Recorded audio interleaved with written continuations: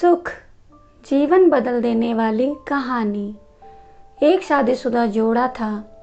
शादी होने के कुछ सालों तक तो सब ठीक चल रहा था। वे बहुत खुश थे, लेकिन जैसे जैसे समय बीतने लगा, इन पति पत्नी के जीवन से खुशियां कम होने लगी और उनकी जगह झगड़े, निराशा और दुख ने ले ली। पति पत्नी एक दूसरे से काफी ज्यादा प्रेम करते थे, इसीलिए वे चाहते थे कि उनका जीवन फिर से पहले की तरह खुशियों से भर जाए। दोनों अपना जीवन पहले की तरह बनाने के लिए कोशिश करने लगे, लेकिन उनकी लाख कोशिशों के बावजूद उनका जीवन वैसा नहीं हो पा रहा था जैसा वो चाहते थे। जब ज़्यादा बड़ा बदलाव नहीं नजर आया, तो दोनों ने अपने कुलगुरु के पास जाकर इस समस्या का समाधान पाने का निर्णय लिया। वे अपने कुलगुरु के पास पहुंचे और उन्हें अपनी समस्या के बारे में विस्तार से बताया। उनकी बात अच्छे से सुनने और समझने के बाद कुलगुरु ने उन्हें एक उपाय बताते हुए कहा कि अगर आप दोनों किसी ऐसे जोड़े को खोज लेते हो जो संपूर्ण रूप से खुश है, तो उसके कपड़े का एक टुकड़ा ले लेना। बस उसी दिन से आपका जीवन बदल जाएगा और आपको वैसा जीवन मिलेगा जैसा आप चाहते हैं। पति पत्नी इस उपाय को सुनकर खुश हो गए।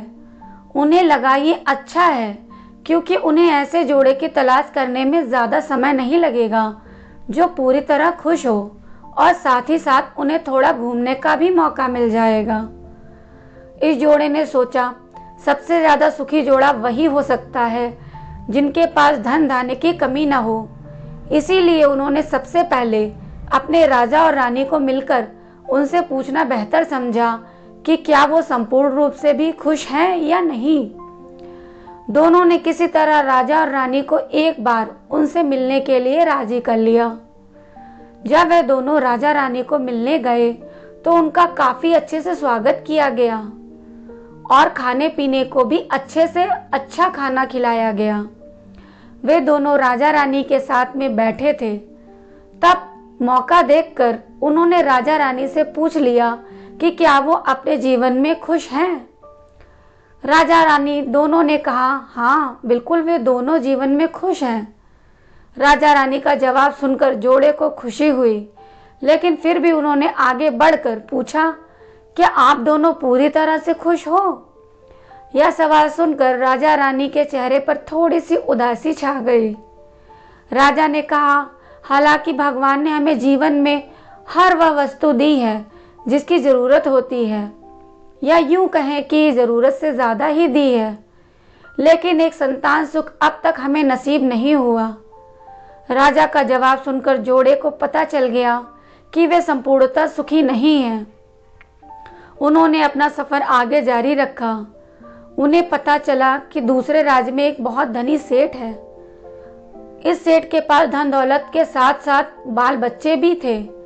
इसीलिए उन्होंने उनसे जाकर पता करना चाहा कि क्या वह पूर्णतः सुखी हैं या नहीं। उनके घर पर एक दो दिन रहने के बाद यही सवाल उनसे पूछने पर सेठ और सेठानी का कहना था कि सब कुछ होते हुए भी वह पूर्ण रूप से सुखी नहीं है, क्योंकि उनके 4-5 बच्चों को संभालने में उनका पूरा वक्त चला जाता है और उन्हें अपने जीवन में बाकी सुख भोगने के लिए समय ही नहीं बचता। पति पत्नी का जोड़ा वहां से भी निराश होकर निकला। वो अपने जान पहचान और अनजाने कई लोगों से मिले, पर अंत में उन्हें यही पता चला कि सबके जीवन में कोई न कोई ऐसी कुछ तो कमियां हैं जिनकी वजह से वो अपने आप को पूर्णतः सुखी नहीं समझते थे। अंत में पति पत्नी एक किसान दंपति से मिले, जो दोपहर में खेत में काम करने के बाद खाना खाने के लिए बैठे थे। उनके चेहरे पे जो बेफिक्री और शांति उन्होंने देखी, वो पहले किसी के चेहरे पे नहीं देखी थी।